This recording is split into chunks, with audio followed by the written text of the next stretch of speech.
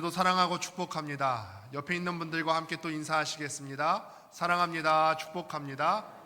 사랑합니다. 축복합니다. 사랑합니다. 축복합니다. 환영합니다.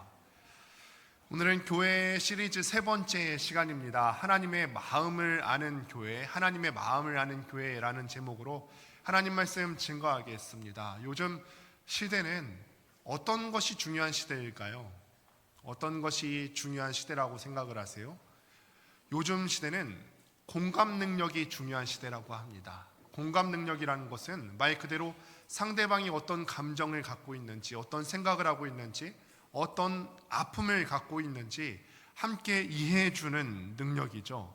이 공감 능력이 아주 중요한데, 공감 능력이 있는 사람은 갈등을 예방할 수 있고 갈등이 생겼을 때 피해를 최소화할 수 있기 때문에 요즘 시대에 반드시 필요한 능력, 그래서 공감 능력이 굉장히 중요하다고 합니다.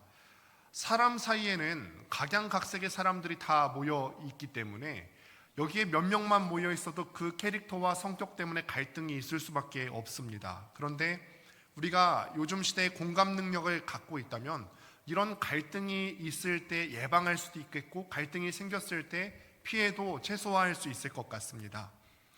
공감과 관련된 한 이야기가 있는데, 영국의 일간지인 데일리 메일에 보면은 그 실린 기사인데, 아직 결혼하지 못한 남녀에 관한 이야기인데, 남자들이 끌리는 여성이 있다고 합니다. 어떤 여성이 끌릴까요? 결혼하지 않으신 분만 대답해야 돼요. 결혼하셨는데 대답하면 이상해질 수가 있습니다. 어떤 사람이 끌릴까요?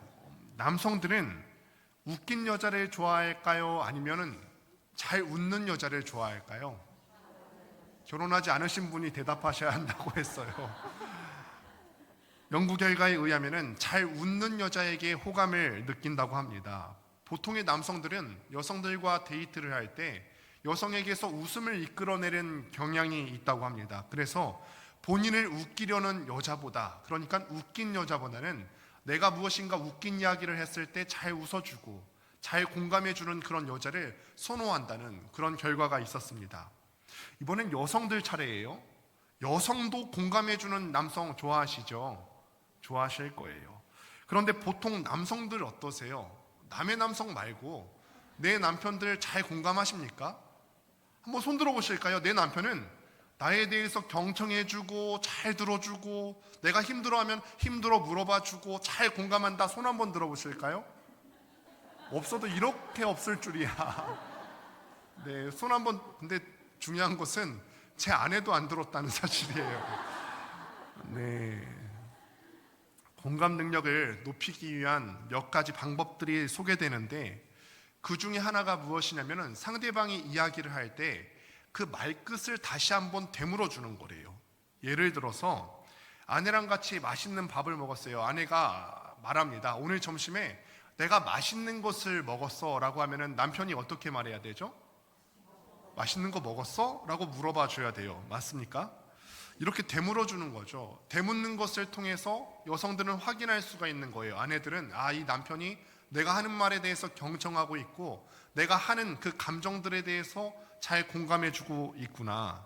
그러니 오늘부터 남편들 지금 한 가지를 배우신 겁니다. 아내분들께서 뭔가를 말씀하실 때 끝에 말을 되물어주는 연습을 잘 할 수 있게 되기를 바랍니다. 그런데 공감 능력은 사람과 사람 사이에만 필요한 것은 아니에요. 하나님과 사람 사이에도 서로에게 공감 능력이 반드시 필요합니다. 하나님은 사람을 공감하실까요? 못하실까요? 하늘에 계신 하나님은 여러분들의 기도를, 마음 아픔을 공감하실까요? 어떤 분들은 그러시죠. 하나님께서는 하늘에 계시고 전능하신 신이시기 때문에 미물인 나의 마음까지는 이해하지 못하시겠지.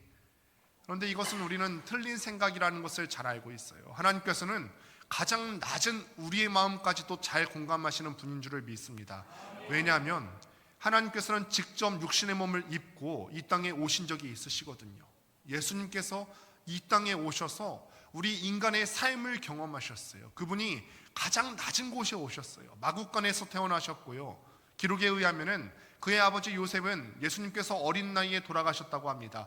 부모 없는 서름을 잘 아셨을 것이고, 또 목수의 아들로 태어나서 자라면서 가난이 어떤 것인지에 대해서 잘 알고 있을 것이고, 또 그가 십자가에 달려 돌아가시는 그 주간에는 제자들도 배반했기 때문에 가장 가까운 사람이 나를 배반하는 것이 어떤 것인지에 대해서 잘 알고 있었을 것이고, 예수님께서 살고 계신 그 당시에는 이스라엘이 로마의 속국이었기 때문에 자유를 빼앗긴다는 느낌이 어떤 것인지에 대해서도 잘 알고 계실 거예요. 하나님께서는 우리에 대해서 잘 알고 계시고 공감하시는 하나님이십니다.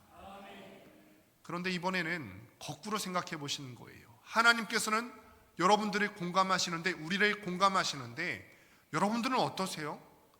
하나님 마음 공감하십니까? 아니면 하나님의 마음이 어떠신지 최소한 궁금해 보기라도 하셨습니까? 하나님의 마음이 과연 어떠실까? 이 세상이 정말 악하고 타락했는데 이 세상을 바라보시는 하나님의 마음이 어떠실까? 우리가 단기 선교를 준비하는 가운데 있는데 단기 선교지를 바라보시는 그 하나님의 마음이 어떠실까? 우리는 기도할 때조차 하나님의 마음을 궁금해한다기보다는 내 얘기만 하고 싶어하는 마음이 많습니다. 내 소원만 말하고 내 얘기만 하고 싶어하고 하나님의 마음이 도무지 어떠한지 알고 싶어하지 않습니다. 오늘 말씀을 통해서 하나님의 마음에 공감하는 능력이 있는 교회가 되기를 간절히 소망합니다. 오늘 본문을 보시면 한나라고 하는 한 여인이 나옵니다. 오늘 본문의 주인공이죠. 성경 역사로 보면은 이 한나가 살던 시기는 사사시대의 끝자락에 위치한 시대입니다. 어느 시대이든지 어떤 시기를 분류할 때 맨 마지막 때는 타락하고 무너져 있을 때가 많죠. 이스라엘이 가장 깊은 어둠의 시기 가운데 놓여있던 그런 때예요. 영적으로도 타락해 있었고 도덕적으로도 완전히 무너져 있었고 겉으로 보이는 영토적으로도 완전히 무너져 있었던 그런 시대입니다. 이 시기에 있던 사건으로는 대표적으로 사사기 17장 18장에 나오는 미가의 이야기가 나오고 19장부터 21장에 나오는 레위인의 첫 이야기가 나오고 있습니다. 그런데 오늘 이 시간에는 정확하게 이 사건들에 대해서 다루는 이야기는 아닌데 자세한 이야기를 하지 않겠습니다만 한마디로 이 두 이야기는 이스라엘이 종교적으로 얼마나 타락했는지에 대해서 보여주는 이야기예요. 영적으로 이스라엘이 이 사사시대의 마지막에 완전히 타락해 있었다는 것입니다. 그런데 이런 이스라엘의 영적인 타락은 영적인 타락에서 끝나는 것이 아니라 도덕적으로도 완전히 타락되어 있는 것을 이끌어내게 됩니다. 도무지 이 사람들이 하는 것을 보면은 하나님의 백성이 할 짓이라고는 생각하지 못하는 그런 일들을 합니다. 도덕적으로 완전히 무너져 있었죠. 영토적으로는 또 어떠냐면은 여호수아 시대에 가나안 땅을 정복했는데 그때 정복했던 대다수의 땅을 잃어버려서 이스라엘 중부 산악지대를 간신히 점령하고 있었던 약소국 신세에 불과했습니다. 이런 상황에서 한나가 기도를 하는데 기도를 하는지 술에 취해서 주정거리는지 구분하지 못하는 제사장 엘리가 사사가 되어서 나라를 다스리고 있어요. 이것이 바로 한나가 살던 때 그 시대의 이야기입니다. 한마디로 이스라엘이 총체적으로 무너져서 이 땅에 과연 소망이 있을까? 소망이 보이지 않던 시대가 바로 한나가 기도하던 시대, 오늘 본문에 한나가 살던 시대의 상황이었다는 것입니다. 그런데 한나가 살던 이 사사기 시대의 마지막과 오늘 우리가 살아가고 있는 이 시대의 이 사회의 모습이 많이 닮아 있는 것 같아요. 이 사회가 도덕적으로 영적으로 완전히 무너져 있지 않습니까? 어떤 특정한 교회를 들어서 얘기하는 것이 아니라 전반적인 모습에 대한 거예요. 영적으로 많이 혼미한 상황입니다. 이단들도 이 동네에 참 이단이 많아요. 직산 지역에 보니까 이단들이 왜 그렇게 많은지요. 하나님의 교회, 여호와의 증인, 이런 이단들도 굉장히 많이 있을 뿐 아니라 기존의 전통 교회 가운데서도 바른 가르침을 전하는 교회가 참 많이 찾아보기가 어려울 정도가 되었습니다.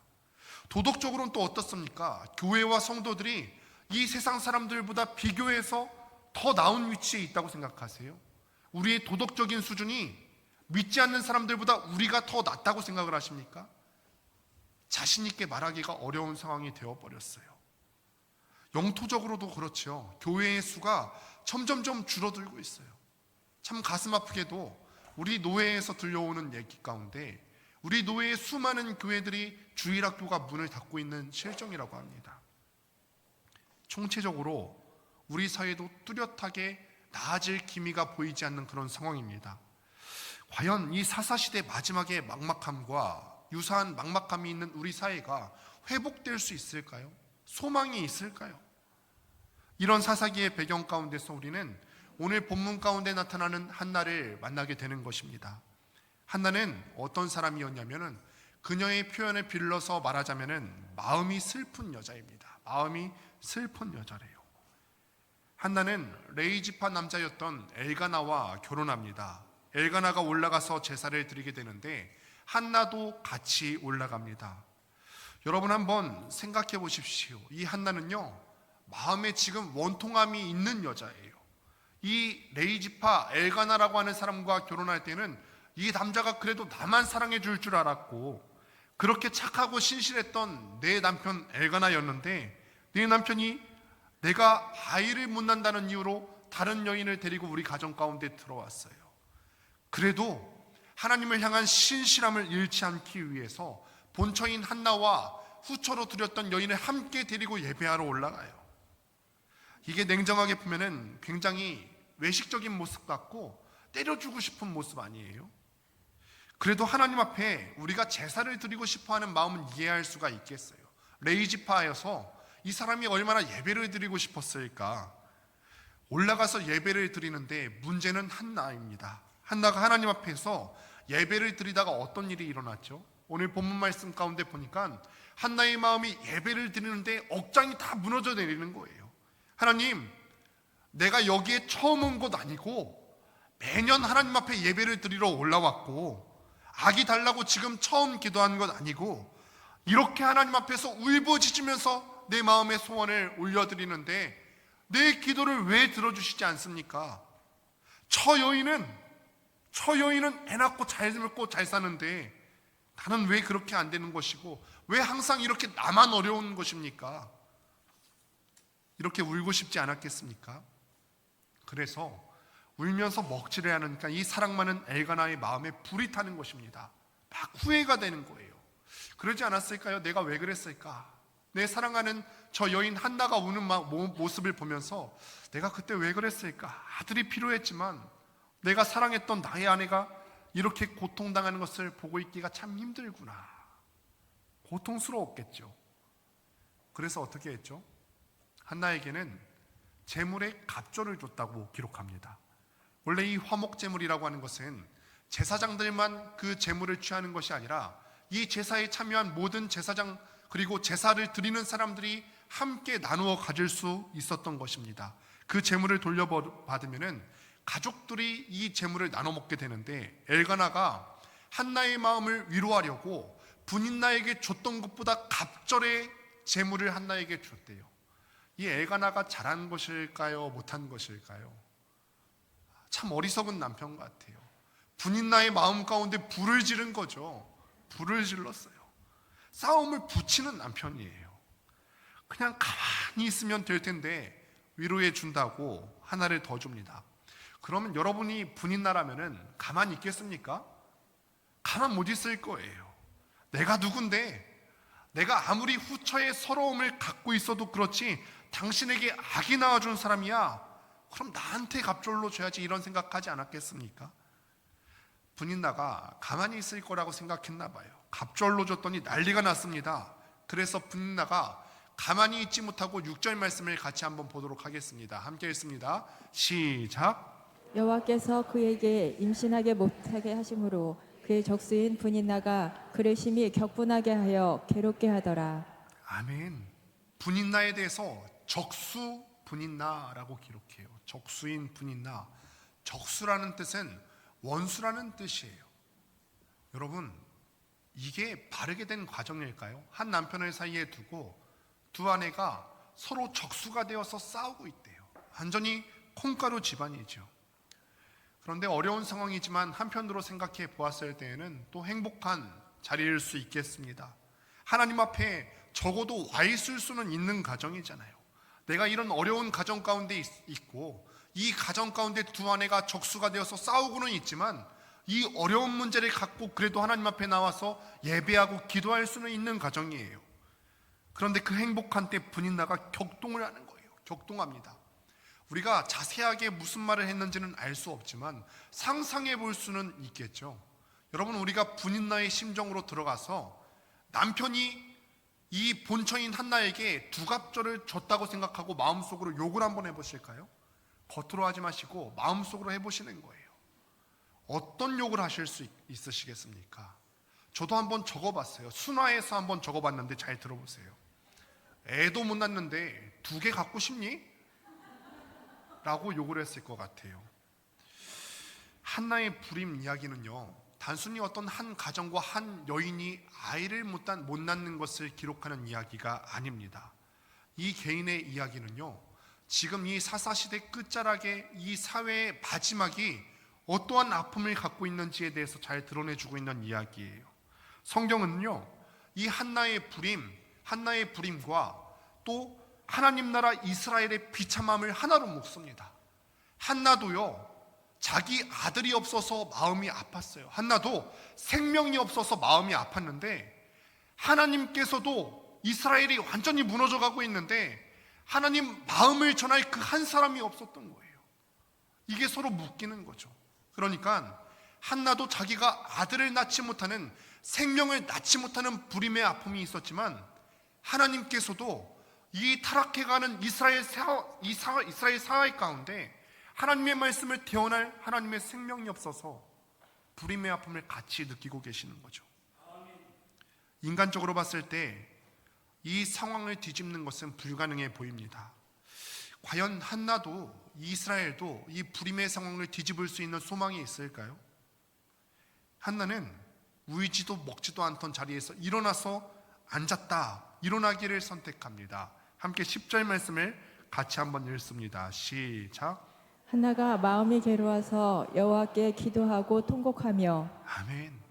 먼저 한나는 울고 먹지 않던 자리에서 일어나서 실로의 성막을 향해서 나아가기로 선택합니다. 그녀는 이 문제 해결책이 어디에 있는지를 알았어요. 아이를 낳지 못하게 된 것은 엘가나 때문에 그런 것도 아니에요. 분나 때문에 그런 것도 아니죠. 아이를 낳지 못한 것은 그 문제의 원인은 여호와께 있었고, 여호와 한 분만이 이 문제를 해결할 수 있는 유일한 해결책입니다. 그래서 그분을 향해서 발걸음을 옮기는 거죠. 이 모든 일의 배후에는 여호와 하나님이 계십니다. 이 문제가 해결되려면은 중요한 것은 엘가나의 태도가 바뀌어야 되는 것도 아니고, 분인나가 나를 격동하지 못하게 되는 상황이 되는 것도 아니라 여호와 하나님의 마음이 바뀌는 데 있었다는 거예요. 한나는 문제의 원인이 되시는 여호와 하나님, 이 문제의 해결이 되시는 하나님 여호와께 나아가는 것을 선택합니다. 여러분, 문제가 생겼을 때 우리가 어떻게 해야 되는지를 잘 보여주는 대목이죠. 문제의 자리에 있을 때 우리가 앉아서 운다고 우리의 문제가 해결되지 않습니다. 여러분들 어려운 상황들을 많이 겪으시죠? 그 어려운 상황들이 있을 때 좌절하고 낙망하고 넘어져서 운다고 그 문제가 해결되지 않아요. 전혀 해결되지 않습니다. 내가 속상한 일이 있을 때 밥을 안 먹고 투정을 부리면 문제가 해결됩니까? 밥을 안 먹으면 나만 손해예요. 눈앞에 있는 사람을 붙들고 화를 내면은 이 문제가 해결될까요? 내가 속상한 일이 있을 때 내 남편 붙들고 막 화를 내면은 이 문제가 해결될까요? 그래봤자 그 사람은 내 마음을 공감하지 못합니다. 문제를 해결하려면 문제를 해결할 수 있는 능력이 있는 분에게 가셔야죠. 화를 내도요, 하나님 앞에 나와서 내 울분을 토해내셔야 되고, 울어도 하나님 앞에서 울어야 되는 거죠. 그때 하나님 앞에서 문제가 해결되기 시작되는 줄을 믿습니다. 두 번째로 한나는 여호와께 기도하고 통곡했대요. 이전에 그녀는 어떤 사람이었냐면 그냥 울고 격노하고 굶었어요. 그런데 지금 그녀는 여호와께 기도하고 통곡합니다. 하나님께 자신의 마음을 토로하고 기도로 간구를 올려드리는 겁니다. 여러분, 기도가 문제를 해결합니까? 우리가 기도한다고 하나님이 우리 기도를 들으실까요? 우리는 이렇게 의심이 늘 많습니다. 여러분, 우리의 질문이 이런 질문들이 있죠. 하나님이 우리가 달라는 것을 다 주시는 분이실까? 어떠세요? 뭐라고 대답하실까요? 하나님이 우리가 달라고 하면 다 주시는 분이십니까? 저는 그렇지 않다라고 대답할 것입니다. 왜냐하면 우리가 달라는 대로 하나님께서 다 주시게 된다면 이 세상이 너무나 빨리 망가져 버릴 것이기 때문에 그렇습니다. 우리는 달라고 하는 모든 것이 선한 우리의 지적인 능력에서 나오는 것이 아니에요. 완전한 우리가 달라고 하는 것이 아니기 때문에 한계가 있는 우리가 하나님 앞에 간구하는 것은 그 소원 자체가 한계가 있기 때문에 우리가 달라는 것을 하나님께서 다 주시게 된다면 이 세상은 너무나 빨리 망가져 버릴 것이고 우리 또한 너무도 빨리 망가질 것입니다. 그럼 질문을 바꿔서 하나님이 우리의 모든 기도를 들으시는 분인가? 뭐라고 대답하시겠습니까? 하나님은 우리의 모든 기도를 들으시는 분이세요. 이 말은 맞습니다. 왜 그러냐면 하나님께서는 당신들의 자녀의 기도를 들으신다고 하셨기 때문에 그렇습니다. 이거는 하나님의 약속이에요. 하나님은 성도의 기도를 들으시는 줄을 믿습니다. 그러니 우리는 우리에게 문제가 생겼을 때 우리의 문제를 갖고 우리의 기도를 들으시는 하나님께 나아가야 되는 거죠. 선하신 하나님께서 우리의 기도를 들으시고 분명 이러실 것이기 때문에 그렇습니다. 세 번째로 하나님께 이 한나는 서원합니다. 서원의 내용은 이렇습니다. 아들을 주시면은 그를 여호와께 드리고 평생 그의 머리에 삭도를 대지 않겠습니다. 하나님이 한나에게 아들을 주시면 평생 하나님의 일을 섬기는 사람으로 바치고 키우겠다는 거예요. 한나는 적극적으로 지금 하나님에게 나아가고 있어요. 이전에는 굉장히 문제가 생겼을 때 소극적인 사람이에요. 굶고 울고 떼쓰고 이런 소극적인 사람이었는데 하나님 앞에 기도하다 보니까 이제는 적극적으로 서원하면서 나아가는 사람으로 바뀌어 있습니다. 그 적극성을 갖고 하나님께 요구합니다. 우리는 간혹 잘못된 서원의 경우를 많이 접하기도 합니다. 예전에 제가 말씀을 드린 바가 있었습니다만 저는 사실 한의사가 되는 것이 꿈이었어요. 좀 잘 어울리죠. 외관상으로 잘 어울린다는 거 저도 알고 있습니다. 고등학교 당시에 중고등학교 때 드라마 허준이 유행했어요. 그래서 허준의 영향을 보고서 야, 나도 한의사가 되면 참 멋지겠다. 그래서 가끔 한방병원에 가면은 냄새도 괜찮은 거예요. 야, 냄새가 괜찮은 걸 보니까 적성에 맞다. 성적은 안 보고 적성만 생각했어요. 그러다가 고3 때 기도원에서 하던 수련회에 참여하게 되었고 마지막 날 강사 목사님이 크게 말씀하셨어요. 마지막 날 여기서 목사 되고 싶은 사람 일어서. 마지막 날 강사 목사님이 그렇게 말씀하시니까 그 마지막 날은 또 얼마나 뜨겁습니까? 저도 모르게 일어났어요. 고3이라고 했습니다. 그래서 저는 6개월 뒤 신학교에 입학했죠. 그렇게 신학과에 갔더니 저처럼 스스로 결정해서 온 사람이 있고 또 OT 때 다 얘기하는데 너는 어떻게 신학과에 왔니 했더니 태어나자마자 엄마 아빠가 서원을 했대요.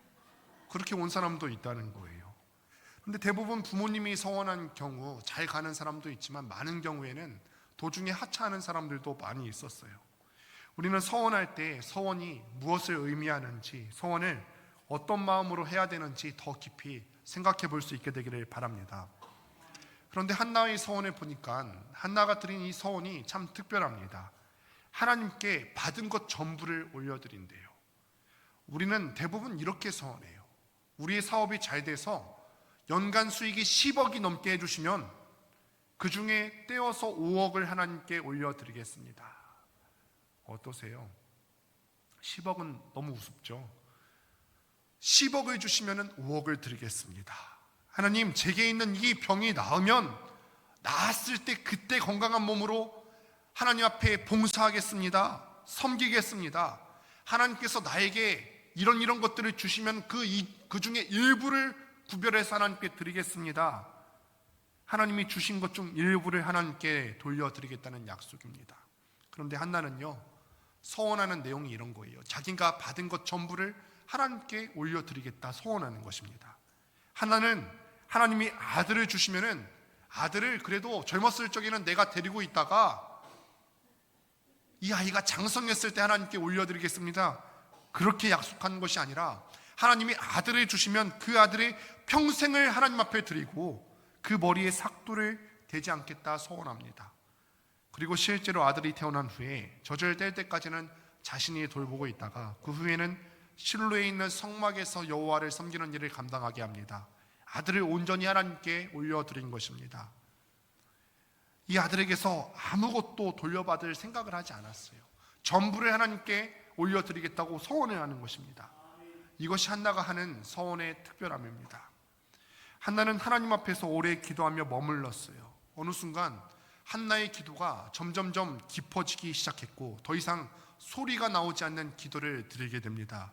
이것을 본 제사장 엘리의 반응이 충격적이죠. 기도하는 한나를 보고 제사장인 엘리가 생각했을 때 술에 취한 줄 알았대요. 그래서 이렇게 말합니다. 엘리가 그에게 이르되 네가 언제까지 취하여 있겠느냐, 포도주를 끊으라 하니. 여러분, 이것을 보면서 이 시대가 얼마나 타락했는지를 살펴보실 수 있어야 합니다. 여러분, 이스라엘 전체를 이끌던 사사가 자기 백성이 마음이 아파서 하나님 앞에서 토로하며 기도하는 모습을 보고 술에 취한 건지 아니면은 마음이 아파서 하나님 앞에 기도하러 나온 건지를 분간하지를 못합니다. 지금 상황으로 봤을 때 여기 앞에 있는 목사가 여러분들이 기도하는 모습을 보고 분간하지 못하는 것 같은 똑같은 상황이죠. 철저하게 지금 이 지도자조차도 영적으로 눈이 멀어 있었다는 상태를 말하는 것입니다. 그 말을 들은 한나의 심정이 어떠냐면 본문 15절과 16절 말씀을 같이 한번 읽습니다. 시작. 한나가 대답하여 이르되 내 주여 그렇지 아니하니이다. 나는 마음이 슬픈 여자라. 포도주나 독주를 마신 것이 아니요 여호와 앞에 내 심정을 통한 것뿐이오니 당신의 여종을 악한 여자로 여기지 마옵소서. 내가 지금까지 말한 것은 나의 원통함과 격분됨이 많기 때문이다 하는지라. 아멘. 한나가 자기 심정을 제사장 엘리에게 얘기하는 거죠. 내가 이렇게 기도하는 것은 술에 취한 것 때문에 그런 것이 아니라 내 마음에 분통함이 많습니다. 내 마음이 격분함이 많아서 지금 이렇게 기도하고 있는 거예요. 그래서 너무 슬퍼서 이 슬픈 마음을 하나님과 소통하는 데 많은 시간이 필요하다고 제사장 엘리에게 말하고 있는 것입니다. 15절 후반부가 중요한데 여호와 앞에 내 심정을 통한 것뿐이오니 라고 되어 있는데 여기서 심정이라고 하는 히브리어 단어가 네페시라고 하는 단어가 쓰여지게 되는데 네페시라고 하는 단어는 원래는 생명이라는 뜻을 갖고 있습니다. 그리고 뒤에 보시면 통하오니 통한 것뿐이오니 라고 하는 히브리어 단어는 사파크라고 하는 단어가 쓰여지게 되는데 사파크는 쏟아붓다 라고 하는 단어가 쓰여지게 돼요. 쏟아붓다. 그러니 내 심정을 통한 것뿐이오니 이 말을 다르게 말하면 내 생명을 하나님께 쏟아붓는 중이니 이런 말이 되는 것이죠. 여러분, 우리가 이것을 보면서 기도하는 우리의 자세가 어떠해야 되는지를 보게 됩니다. 심정을 쏟으면서 기도하는 이 한나의 기도의 자세를 우리가 볼 수 있게 되기를 바랍니다. 심정을 쏟는다는 것은 내 생명을 쏟아붓는 거예요. 하나님 앞에 기도할 때는 우리가 그런 간절한 자세가 있어야 되는 거죠. 하나님, 이 기도를 올려드리는데 하나님 들으셔도 그만이고 안 들으셔도 그만이에요. 하나님, 이 기도를 올려드리는데 소원은 말하면서도 하나님께서 들어주실지는 잘 모르겠네요. 이렇게 기도하는 것이 아니라 우리가 하나님 앞에 기도할 때는 우리의 생명을 쏟아붓는 각오로 하나님 앞에 기도하셔야 될 줄로 믿습니다. 이렇게 기도할 때 하나님께서 만나주시는 거죠. 하나님께서 이렇게 기도하는 한나와 대화하셨다는 것입니다. 하나님이 일방적으로 듣고만 계시는 것이 아니라 자신의 말씀을 드러내시는 것도 이런 기도 가운데 일어나는 것이죠. 생명을 쏟아놓는 가운데 하나님께서 당신의 마음을 그런 사람에게 드러내 주시는 것입니다. 한나가 하나님 앞에 있을 때 하나님도 한나에게 말씀하시는데 뭐라고 말씀하셨을까요? 너희 불임의 고통을 나도 잘 알고 있어. 왜냐하면 나도 똑같은 고통을 겪고 있거든. 이 시기에 아까도 말씀을 드렸지만 이스라엘도 생명을 낳지 못하고 있었어요. 올바른 사사가 일어나서 백성을 잘 이끌어 나가야 되는데 사사라고 세워놨던 엘리도 자기 백성의 영적인 상태를 분간하지 못하는 그런 상황이었죠. 그리고 이 한나가 살아있었던 시대는 사사 삼손이 있었던 시대와도 겹쳐지게 되는데, 삼손 힘을 주셨는데, 하나님께서 힘을 주셨는데 그 힘을 제대로 사용할 줄 모르는 어리석은 사사였어요. 이스라엘이 완전히 망가져서 부서지고 있었습니다. 그런데 그런 상황, 이스라엘의 상황을 뒤집을 만한 그 어떤 영웅 같은 존재도 드러날 기미가 보이지 않고, 그 생명이 태어날 준비가 되어져 있지 않습니다. 하나님의 백성을 낳아야 하는 이스라엘 민족이 지금 불임 상태예요. 한나가 기도를 시작했을 때는 자기의 소원만을 말하는 상태였어요. 하나님, 나에게 아들 하나만 주세요. 지금 아들 하나만 주시면은 남편인 엘가나의 나를 향한 마음도 바뀌지 않을까요?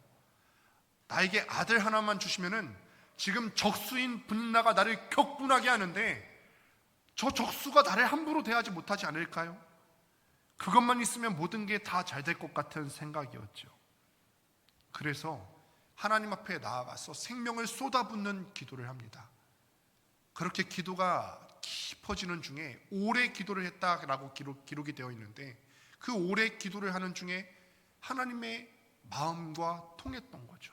하나님의 심정과 통했어요. 그 기도 가운데 하나님을 만났어요. 처음에는 자신이 울면서 하나님께 떼를 썼어요. 하나님, 나에게 자녀를 주세요. 하나님, 저 적수 분인나가 나에게 하는 그 행동 안 보이세요? 그런데 기도하는 중에 하나님이 울고 계시는 것이 느껴졌던 거죠.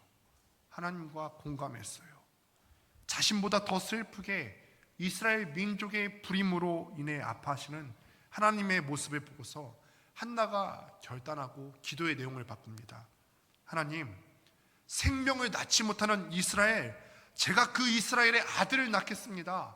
하나님, 나도 아들이 없어서 속상한데 하나님은 얼마나 속상하시겠습니까? 그러니 하나님 아들 하나 주시면은 그 아들을 하나님의 말씀을 대언할 사람으로 하나님께 드리겠습니다. 그 아들을 주시면 나의 기도 제목도 응답되는 것이고 하나님의 마음의 소원도 내가 풀어드리는 것 아니겠습니까? 그러니 이제 그만 슬퍼하시고 저를 통해서 하나님 나라를 이어갈 아들을 낳게 해주세요. 나를 위한 아들이 아니라 하나님 나라를 위해 아들을 낳겠다고 한나는 그렇게 자신의 기도의 내용을 바꿉니다. 이후에 한나가 아이를 낳고 그 아이의 이름을 사무엘이라고 지었습니다.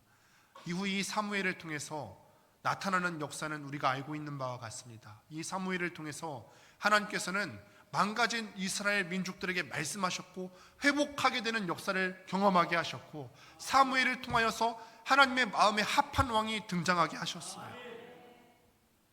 그래서 이 사무엘을 통해서, 그리고 이 사무엘을 낳은 한나를 통해서 소망 없던 이스라엘이 다시 살아나게 된 것입니다.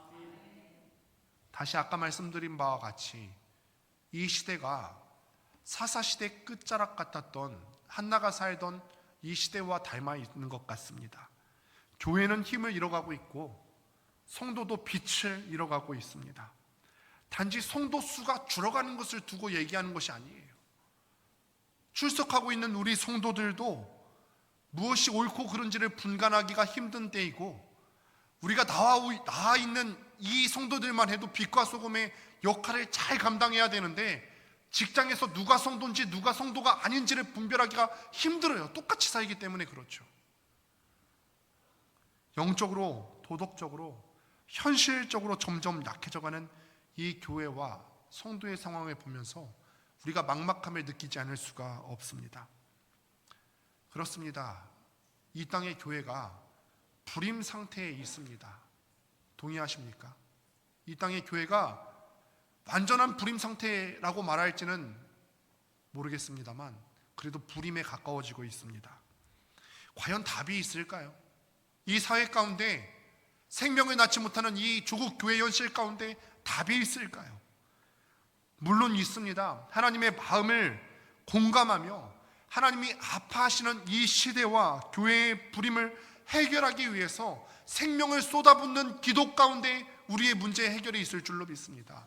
우리 믿는 성도들이 하나님 앞에 나아가서 생명을 쏟아붓는 기도를 할 때, 이 나라와 민족과 교회를 위해서 그런 기도를 할 때 이 민족 가운데, 교회 가운데 소망이 있는 줄을 믿습니다. 한나가 보여줬거든요. 그 시대 가운데 소망이 없었어요. 누가 소망이 있으리라고 생각했겠어요? 영적으로도 무너져 있었고, 도덕적으로 무너져 있었고, 영토적으로도 완전히 축소되어 있었는데 그 이스라엘 민족 가운데 소망이 있으리라고 누가 생각했겠습니까? 그런데 한나가 생명을 쏟아붓는 기도를 하고 그 기도의 결과로 사무엘이 나아지게 되었고, 사무엘을 통하여서 이스라엘이 회복되는 것을 우리가 성경 역사 가운데 보았습니다. 그러니 우리도 소망이 있습니다. 우리가 소망을 이루기 위해서는 우리가 이 한국 교회와 조국과 민족과 나라를 위해서 생명을 쏟아붓는 기도를 해야 될 줄로 믿습니다. 우리 교회가 그렇게 생명을 쏟아붓는 교회가 되어야 할 줄로 믿습니다. 한나가 기도하는 이 장면을 묵상하는 가운데 떠오르는 장면이 하나 있었어요. 저는 자녀들을 많이 안아주는 편이에요. 워낙 스킨십을 또 좋아하기도 하고 많이 안아주는데, 부모가 주로 아이들을 안아줄 때 아이들이 울 때 많이 안아주죠. 울 때 많이 안아줍니다. 그런데 사실 부모에게는 자녀가 우는 것보다 더 깊은 상처와 아픔이 부모에게 있습니다. 아빠의 품에 안겨있던 자녀가 하루는 아빠의 눈물을 보고서 자녀가 오히려 아빠를 안아주면서 등을 토닥인다고 생각해 보세요. 그리고 이 자녀가 자신보다 더 슬퍼 보이는 아빠를 위해서 공감하고 아빠의 등을 토닥이는 거예요. 그러면은 미미하게나마 이 아빠는 그 온기를 느낄 것이고 마음의 위로를 얻습니다. 말씀을 맺습니다. 하나님께서는 한나에게 위로받으셨어요. 한나가 하나님 나라 이스라엘을 위한 아들을 낳겠다고 할 때 하나님 마음은 기쁘셨어요. 자녀인 우리가 하나님을 공감하고 그 마음을 알아들일 때 하나님은 기뻐하시는 줄을 믿습니다. 여러분, 기도로 하나님께 이 고통의 현실을 아뢰면서 우리가 함께 생명을 쏟아부으면서 기도로 나아갑시다. 우리 교회가 이전에는 우리의 결핍 때문에 그랬어요. 나의 경제적인 상황 때문에, 내 가정의 결핍 때문에, 나의 관계의 문제 때문에 오로지 우리의 기도의 제목이 나 때문에 온통 초점이 나한테 맞춰져 있었다면은, 이제는 우리가 하나님의 마음을 생각하는 성숙한 성도로 자라갈 수 있게 되기를 바랍니다. 이제는 우리의 부족 때문에 우는 것이 아니라 하나님을 위해서 자원하는 성도들이 많아지는 우리 권능교회가 될 수 있게 되기를 바랍니다. 우리 권능교회가 하나님의 마음을 공감해드리는 교회가 되었으면 좋겠어요. 하나님이 아파하시는 것, 하나님이 과연 마음 상해하시는 것이 무엇일까? 그 느끼고 탄식이 있는 그 자리에 탄식을 그치게 하는데 우리 교회를 써주시기를 간구하십시오. 하나님이 우리 교회 가운데 우리 성도님들을 그렇게 사용할 수 있게 되기를 주님의 이름으로 간절히 축원합니다.